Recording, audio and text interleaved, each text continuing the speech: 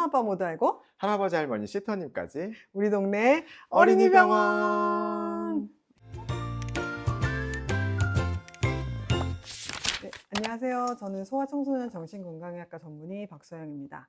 네, 오늘도 우리 ADHD 시리즈 스페셜 게스트를 모시고 진행 중인데요. 오늘은 조성우 선생님이십니다. 네, 안녕하세요. 네, 정신건강의학과 전문의 조성우입니다.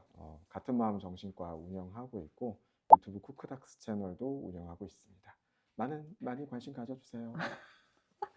네, 자, 오늘은 또 이제 초등학교 3학년 민재의 사례를 가지고 우리가 이야기를 해볼 텐데요. 네, 사례 먼저 얘기해 주시죠. 민재는 스마트폰 사용 시간으로 엄마와 갈등이 심해져서 병원에 왔습니다. 이게 일주일에 한두 번씩 계속 반복이 되는데 문제는 스마트폰 게임을 약속한 시간에 멈추지를 못합니다. 이것 때문에 밤에도 늦게 자고 아침에도 늦게 일어나고 숙제도 계속 미루게 되고 그러다 보니 민호 어머니는 늘 항상 답답하죠. 아이가 학교에 돌아오면 숙제부터 해라. 숙제 안 해? 네, 그렇게 얘기하지만 민재는 최대한 숙제를 나중에 하고 싶어서 한 시간만 할게, 한 시간만 이렇게 얘기하면서 엄마한테 애원을 하죠. 그러면 엄마는 또 아이의 말을 믿고 싶으니까 또 스마트폰을 내주게 됩니다. 엄마가 저녁 준비 다 하고 봤더니 민호는 여전히 스마트폰 중단을 못하고 게임만 하고 있죠. 야, 조민호, 뭐 하는 거야? 너 숙제하기로 했지? 내놔. 내놔! 아, 지금 하고 내놔! 있잖아. 내놔, 빨리! 아, 이거 이렇게 하면 이거 어떻게? 네가 쟤 맨날 너무 말을 믿고 졌잖아. 내놔! 아, 이거 다 엄마 때문이야. 이거 아이템 이거 어떡해. 이렇게 민재는 울면서 방에 들어가죠. 결국 학교 숙제도 못하고 기분만 상해서 서로 대화는 되지도 않고 뭐 숙제도 하지 않고 그런 상황이 됐습니다. 이번 사례가 이제 미디어 게임과 관련된 사례이기도 하고 사실은 이제 게임 미디어는 수면 위의 문제인 것 같기도 하고요. 부모 자녀 관계가 안 좋아져서 오는 케이스 꽤 많죠. 네, 이 신뢰가 없어진다는 게 문제예요. 그래서 이제 아이랑 부모가 서로 이렇게 대립하는 경우가 굉장히 많고 부모가 아무리 화를 내도 애가 말도 잘 듣지도 않고요. 근데 이제 보통 부모님들은 이게 다 이제 원인을 이거 다 게임 때문이다. 탓이다. 이거 미디어 때문이다. 네, 이렇게 네. 얘기를 하시는데 네. 사실 뭐 게임 과몰입도 큰 문제가 맞긴 하지만 ADHD 아이들이 이런 것에 굉장히 좀 취약한 그런 특성을 갖고 있습니다. 네, 맞습니다. 저희가 이제 앞선 여러 가지 영상, ADHD 영상에서도 말씀드렸지만 ADHD의 높은 자극 추구 성향, 그리고 지루함을 못 견디는 거, 만족을 지향하지 못하는 거 이런 특성들이 있는데 게임은 우리 아이들이 특별한 노력을 기울이지 않아도 즉각적으로 바로바로 굉장히 자극적인 보상을 주죠. 그러다 보니까 얘네들이 이 게임의 다른 친구들보다도 과몰입하게 되는 경향이 있습니다. 그래서 사실 ADHD가 꼭 아니더라도 이런 과몰입할 수 있는 경향성이 높은 아이들은 게임 관리를 해주기는 해줘야 되는데요. 사실 선생님이 말씀하셨다시피 이것은 빙산의 일각, 겉으로 드러난 증상의 경우가 더 많죠. 맞습니다. 이게 이것만 그런 게 아니라 정해진 시간에 숙제도 해야 되고 위생 관리도 하고 학교도 가야 되고 이런 일상적인 규칙, 지시 이런 것들을 정말 따르기가 좀 힘들거든요. 여기에서도 보면 엄마가 숙제부터 먼저 해 이렇게 얘기를 했는데 숙제를 먼저 하지 않아서 문제가 되죠. 즉 할 일을 하고 게임을 하면 그나마 다행인데 할 일 하지 않았다는 게 좀 포인트고 엄마의 지시를 듣지 않았다는 게 좀 문제입니다. 그래서 오늘은 좀 더 구체적으로 부모 자녀 관계에 대해서 ADHD 아이들이 우리 가정 내 부모의 지시와 규칙을 어떻게 하면 잘 따를 수 있는지, 그리고 어떻게 하면 우리 민호네처럼 싸우지 않고 갈등이 번지지 않고 잘 해결해 나갈 수 있는지에 대해서 알아보도록 하겠습니다. 네, 맞습니다. 일단은 부모님들도 이렇게 말하면 알아듣겠지라고 생각하고 넘어가는 경우가 굉장히 많아요. 그래서 부모님이 아이들에게 잘 지시하고 있는가 이런 것들에 대해서 점검해 볼 필요가 좀 있습니다. 뭐 민호 어머니는 보면 빨리 숙제해라, 너 뭐 하는 거니? 아직도 이러고 있니? 이런 식으로 얘기를 했잖아요. 네. 사실 이 민호 어머님도 너무 지치신 거죠. 맞습니다. 그동안 반복됐던 거예요. 너무 이런 일이 반복되다 보니까 사실 좋은 말이 나오기가 어렵죠. 이제 네. 그 마음은, 그 심정은 저희가 이해를 하지만 이러한 말들이 우리 ADHD 아이들에게는 잘 먹히지 않습니다. 이제 보통 근데 우리 부모님들이 참 바쁘잖아요. 네, 네. 그렇기 때문에 뭐 저희 집도 그렇지만 뭐 하면서 아, 누구누구야 이거 했니? 이렇게 이제 네. 얘기하고 넘어가는 경우가 많아요. 근데 네. 이제 말을 잘 듣는 아이라면 네. 그것만으로도 충분하겠지만 네네. ADHD 아이들은 그런 게 조금 힘든 거죠. 그래서 명확하게 지시하는 것에 대한 부분이 좀 점검이 좀 필요하다.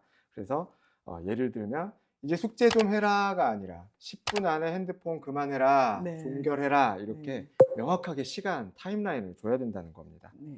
또 이제 두 번째로 당연히 말만 하면 저기 멀리에 이렇게 적이 있으면 우리가 네. 위기감이 없잖아요. 네네. 가까이 가야죠. 네. 네, 가까이 가서 긴장감을 확 줘야 됩니다. 네. 가장 좋은 것은 얼굴을 들이밀면서 맞습니다. 얼굴을 들이밀면서 네. 얘기를 하는 것이죠. 네. 그래서 얼굴을 들이밀면서 자 이제 10분 다 됐다. 이제 게임 그만이라고 네. 명확하게 지시를 해야 된다는 겁니다. 이제 좀 더 가능하다면 5분 전에 한번 얘기해주고, 그리고 1분 전에는 나 이제 1분 남았다. 다시 한번 얘기를 해주겠죠. 그러고 나서 안 되면 핸드폰을 바로 수거를 하는 겁니다. 네, 맞습니다. 왜냐하면 ADHD 아이들은 시간 개념이 굉장히 부족해요. 네, 그래서 맞습니다. 1시간 전에 얘기해 놓으면 그걸 들을 수 있는 ADHD 아이는 저는 없다고 봅니다. 네네. 10분, 뭐 5분 이렇게 네네. 정말 임박해서 좀 얘기를 하는 게 짧게 맞습니다. 자극을 줘야 됐다는 네. 거죠. 그럼 조금 더 예시를 저희가 들어볼게요. 방을 이제 치워야 됩니다. 방을 치우라고 할 때 이제 보통 이렇게 말씀하시는 분들이 많을 거예요. 아유, 방이 돼지우리 같다. 혹은 방 좀 치워라, 방 좀. 혹은 제가 한번 방이 이게 뭐냐? 여기서 훨씬 잘하시네요. 네, 왜냐면 네. 많이 들었던 말이기 때문에 네, 그렇죠. 네. 이렇게 들으면 뭐라는 거야 이렇게 네. 생각하기가 쉽죠. 아니면은 돼지우리 같네. 돼지우리 같나? 나는 뭐 괜찮아 이렇게 생각하기가 그 쉽죠. 다음으로 안 넘어가겠죠. 네, 그리고 맞아요. 우리가 원하는 거는 지시를 통해서 이 아이가 행동으로 옮겼으면 좋겠는 거잖아요. 네. 자, 그러면 정답, 모범 답안 알려주시죠. 모범 답안은 네. 자 이제부터 책상 위를 치워라고 네. 정확하게 장소와 시간에 대한 타임라인 정확한 지시를 하는 겁니다. 네. 근데 당연히 아이가 누워 있으면 잘 안 하겠죠. 네, 네. 그냥 할 리가 없습니다. 그래서 같이 시작해 주는 건 끌고 굉장히 와야죠. 필요합니다. 네. 자, 그러면은 너무 연기를 잘하시니까 한 가지 예를 또 더 들어볼게요. 자, 학교 가는 거. 이거 너무 전쟁입니다. 매일매일.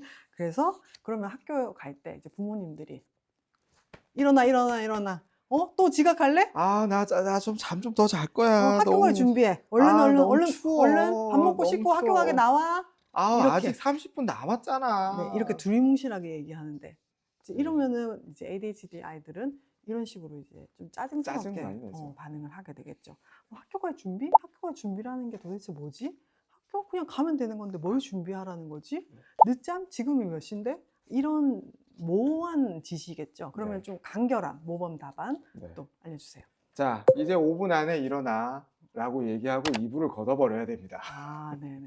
네, 이불을 걷고 창문을 열고 커튼을 치고 네. 이제 일단 환경 같은 것들 정리를 해주고 네. 5분 안에 일어나. 그리고 밥부터 먼저 먹어. 혹은 뭐 머리부터 먼저 감아. 네네. 예를 들면 이런 식으로 그 다음 행동에 대해서 네. 간결하게 지시해야 돼요. 근데 네. 이제 그렇게 아니라 자 빨리 밥 먹고 세수하고 이 닦고 가방 챙겨서 학교 가야지라고 하면 너무 많죠. 너무 많다. too much. 너무 많다. 네, 이 네, 친구들한테 너무 많아서 네, 한 번에 하나 혹은 두 개 정도씩 아주 짧게 네.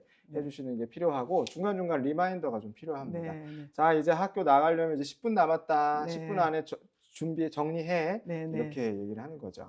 네. 자, 우리가 첫 번째 단계로는 ADHD가 있는 아이들에게 어떻게 하면 내 지시와 우리 집의 규칙을 명확하게 전달할 것인가. 그래서 명확하고 간결하게 지시를 해야 된다. 이것을 이제 배웠습니다. 그러면 그 지시를 실제로 아이들이 잘 실행하게 만들고 또 나중에는 부모가 촉구 없이도 스스로 그 실행하는 능력이 몸에 배이는 그런 행동이 교정이 돼야 되잖아요.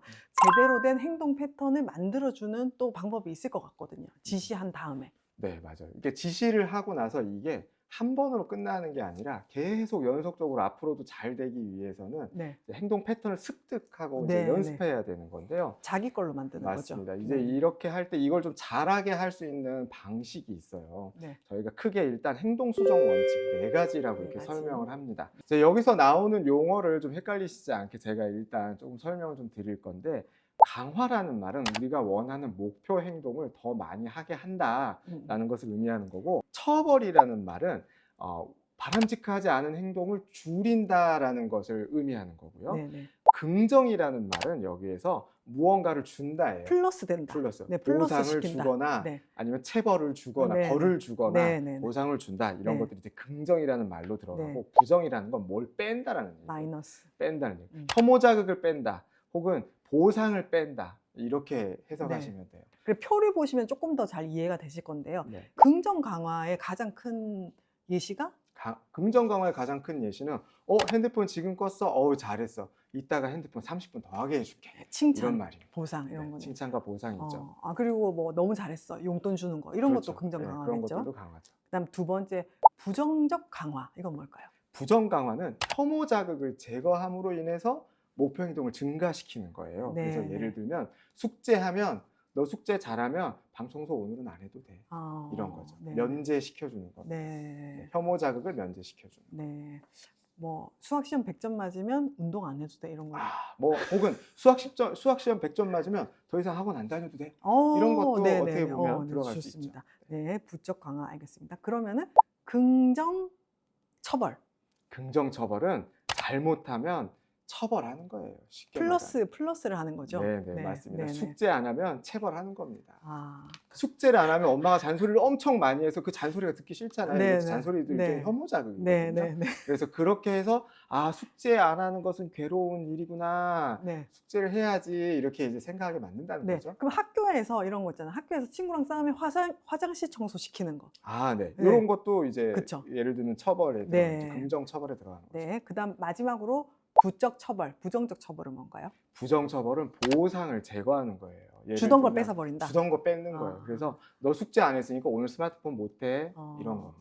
지각을 한 번 할 때마다 용돈을 500원씩 뺀다. 네. 뭐 이런 네. 것들이겠네요. 그런 거죠. 네. 지각을 했을 때 화장실 청소를 시킨다. 이건 처벌인 거고요. 긍정 네. 처벌. 네. 지각을 했을 때 뭐 예를 들면 용돈을 뺏는다. 이건 부정 처벌. 네. 이렇게 말하는 거예요. 근데 여기서 이제 보통 부모님들이 ADHD 아이들을 이제 데리고 오셨을 때 늘 항상 이제 주로 아빠들이 하는 얘기. 네. 우리 애가 좀 덜 혼나서 이런 거 아니에요? 아, 엄마가 너무 혼 안 내는 너무 거 오냐오냐 했다. 오냐오냐 해서 얘가 아, 이런 거 아니에요? 네. 이렇게 얘기를 많이 하시거든요. 근데 이제 저는 그렇지 않다고 얘기를 해요. 그렇지는 않죠, 사실. 네. 네. 왜냐하면 이제 네. 체벌 혹은 뭐 처벌이 많이 들어가게 되면 네. 처벌이 혐오 자극인 게 맞는데 그렇다고 해서 목표 행동이 네. 우리가 원하는 행동이 증가하지는 않거든요. 네. 이제 숙제를 안 해서 잔소리를 많이 들었어. 근데 그렇다고 숙제를 하게 되지는 잘 않는다. 네. 네. 예를 들면 이제 이런 식으로 네. 이제 목표 행동이 늘어나지는 잘 않고 네.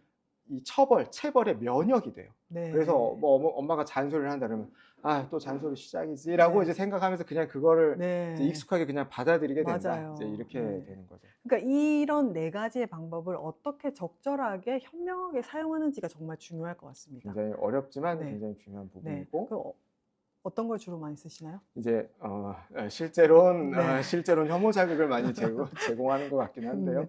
제가 네. 이제 설명드릴 땐 긍정 강화를 한 70 정도로 써야 네. 된다. 100 중에 70은 네. 긍정 강화 쓰셔야 된다. 그래야 목표 행동이 우리가 원하는 목표 행동이 많이 일어난다. 네. 네. 이렇게 설명을 하죠. 네, 그리고 사실 궁극적으로 나중에는 외부에서 부모가 주는 이런 자극 없이 내적 동기를 가지고 아이들이 자기의 행동을 만들어 나가고 조율을 해 나가야 되기 때문에 그러기 위해서는 긍정 강화가 많이 쌓여서 그게 내적 동기가 되어야 되는 거겠죠. 네, 네. 맞습니다. 그리고 이 강화라는 어떤 보상이라는 말을 굉장히 좀 물질적으로 받아들이시는 경우가 많아요. 네, 네, 그래서 네. 뭐 용돈, 뭐 먹을 거, 뭐 이런 걸 네, 네. 말씀하시지만 사실 그게 강화의 모든 것은 아니다. 네. 예를 들면 부모의 어떤 좋은 칭찬, 인정, 뭐 토닥임, 네. 뭐 이런 스킨십, 네, 또 뭐 맞습니다. 좋아하는 활동을 하게 해준다거나 이런 것들도 거기에 들어가기 때문에 이 보상이라는 것에 너무 이렇게 물질적인 것만 맞아요. 걱정하시지는 않아도 된다. 맞아요. 그런 분들도 꽤 계시잖아요. 이렇게 네. 보상해서 계속 해도 되나요? 이렇게 네. 생각하시는데 저희 집에서 쓰고 있는 방법이 있는데 이거 저희 뭔가요? 남편이 개발한 네. 건데요. 정말 이제 잘 먹히고 있는데요. 절대 시간이라는 보상을 해주고 있습니다. 절대 시간? 네. 내 아이가 이제 자기가 해야 될 일을 잘하면 그거를 1분씩 이렇게 누적을 시켜주는 거예요. 이 절대 시간은 이 아이가 아빠한테 언제든지 놀아달라고 할 때 이제 쓸 수 있는 거예요. 나랑 같이 뭐 배드민턴 쳐, 나랑 같이 뭐 해. 근데 이제 그 안에서 미디어는 뭐 이제 정해져 네. 있어요. 일주일에 뭐 2번만, 한 번에 30분 이하만. 나머지 시간에는 자기가 원하는 활동을 가족 중에 누구라도 무조건 해줘야 되는 거예요. 그래서 그런 절대 시간적인 개념을 이제 사용을 해봤더니 굉장히 지금 잘 먹히고 있습니다. 그래서 여러분들하고도 공유를 하고 싶었어요. 네. 그러면 마지막으로 이제 이 영상을 보시면서 그래, 나는 어떻게 말하고 있었지? 나는 혐오 자극을 많이 사용했다. 혹은 나는 민호네처럼 관계가 먼저 안 좋아졌다. 이러신 분들을 위해서 좀 해주실 말씀이 있을까요? 이게 이제 아이를 어떤 이제 정해진 행동 패턴을 만들게 하는 건 사실 되게 어려운 일이고요. 우리가 이제 이 아이들이 이런 거를 지키지 않았을 때 부모 입장에서 사실 화가 나는 게 사실이거든요. 네. 화가 안 나기가 좀 어렵고, 근데 그걸 얼마만큼 우리가 좀 잘 참아내면서 좋은 방식으로 좀 아이에게 좀 전달을 하는가, 이런 부분들이 굉장히 중요한 것 같아요. 그래서 아이를 우리가 뭐 훈육을 하거나 벌을 줄 때도 감정적으로 대하지 않는 것은 굉장히 중요해요. 막상 아이들한테, 제가 진료실에 온 아이들한테 너 엄마 아빠한테 왜 혼났니? 이렇게 물어보면 전혀 그 상황을 기억하지 못해요. 왜 혼났는지, 자기가 뭘 잘못했는지 전혀 못하고 그저 아빠가 무서웠어요. 엄마가 나를 몰라줘서 야속해요. 억울해요. 이렇게만 말하는 경우가 많거든요. 그래서 먼저 아이 얘기도 좀 잘 들어주시고, 평소에 아이와 보내는 시간을 잘 가지시는 게 결국 우리가 아이를 끌고 올 수 있는 정말 중요한 지렛대 혹은 동아줄이다, 이렇게 저는 좀 설명드리고 싶습니다. 네. 좋은 말씀 너무 감사합니다. 네, 이렇게 사례를 통해서 우리가 이야기를 해봤는데요. 자, 그러면은 소중한 시간을 내서 이렇게 저희 채널에 와주신 조성우 선생님, 저랑 이제 또 지금까지 많은 작업을 같이 했어요. 같이 그림책도 이제 만들고, 또 이번에는 ADHD, 가장 완벽한 ADHD 양육 가이드라는 책도 함께 냈는데, 네, 저에 대한 소감을 한번 말씀해 주시죠. 저는 이제 박소영 선생님하고 오랫동안 같이 이런 여러 가지 작업을 하면서 정말 배우는 게 많아요. 일단 기본적으로 너무 에너지틱하고 아이디어가 굉장히 많은 사람이거든요. 그러면서도 굉장히 밝으셔요. 정말 많이 배우고 있어서 정말 감사하다고 생각하고요. 그다음에 이제 추가적으로 가장 완벽한 ADHD 양육 가이드, 이 책에는 아이를 어떻게 혼내는지, 네. 혼을 낼 거면 어떻게 혼내는지, 네. 제대로 혼내는 법, 네. 이런 법들도 네. 잘 쓰여져 있으니까 네. 책을 사서 보시면 아마 도움을 많이 받지 않으실까 이렇게 생각합니다. 네, 그 조성우 선생님이나 저나 둘 다 아이를 이제 키우고 있고 비슷한 이제 또 나이대여가지고 서로 얘기도 많이 하고 또 같이 많은 작업을 하고 있습니다. 그래서 저도 오늘 너무 이제 즐거운 시간이었고요. 또 다음에 또 모시겠습니다. 네, 감사합니다. 감사합니다. 네, 다음에 또 봐요. 안녕. 안녕.